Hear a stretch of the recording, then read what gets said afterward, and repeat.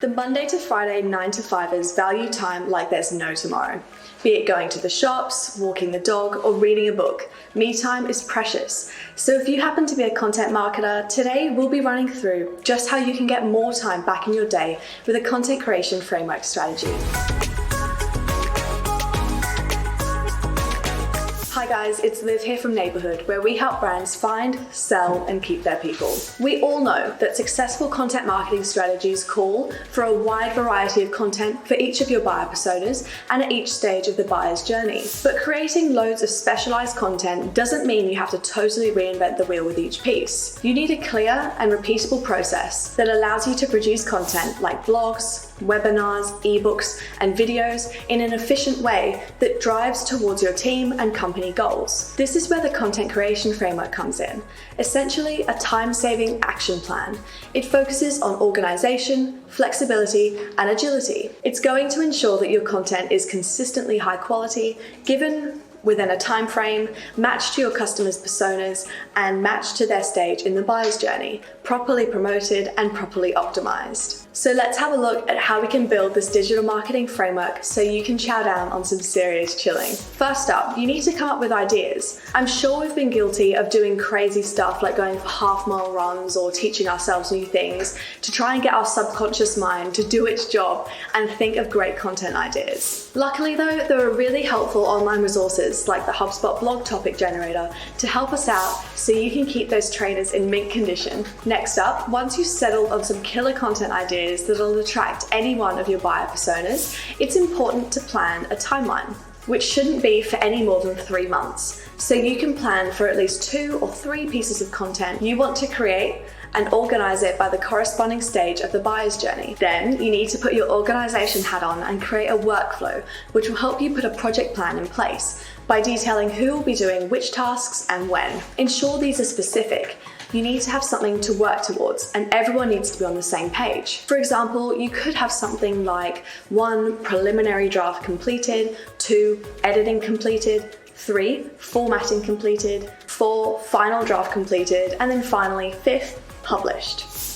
Now we can review and edit our content once we've ensured we're following these best practices. First off, you need to set up clear expectations. Help out the reviewer by making sure they know what they're looking for.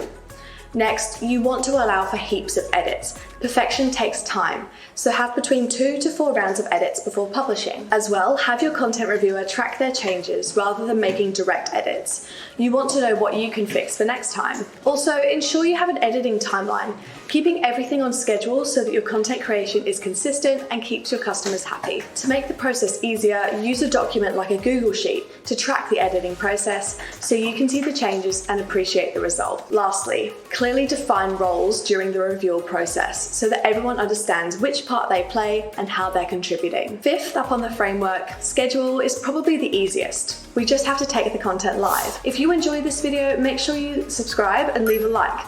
And if you're on YouTube, make sure you hit that bell so you can stay up to date on all of our latest videos delivered every week to your inbox. Your promotion strategy, however, is a little more complex. You have to consider the best channels to use to tell people about your content, where it will be heard the very loudest. Not only this, you'll need to identify how you want to drive people to your new content from the various parts of your site.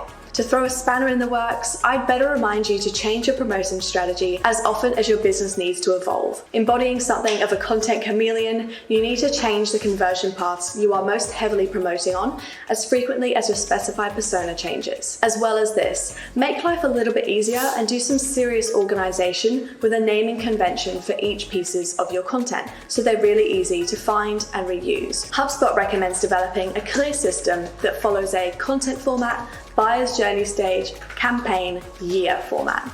If you want some examples of this, we'd be more than happy to send you some. Lastly, now that you've done all the hard work, it's time to see if it's paid off. So check to see whether you have any new visitors and if they're converting into leads. Did they carry on through their buyer's journey to become customers?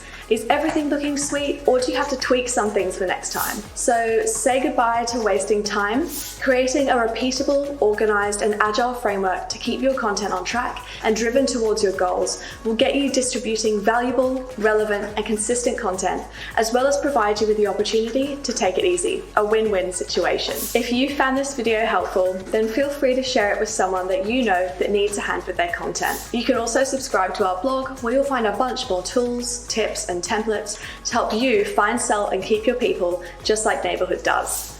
And that's it from me. Happy marketing.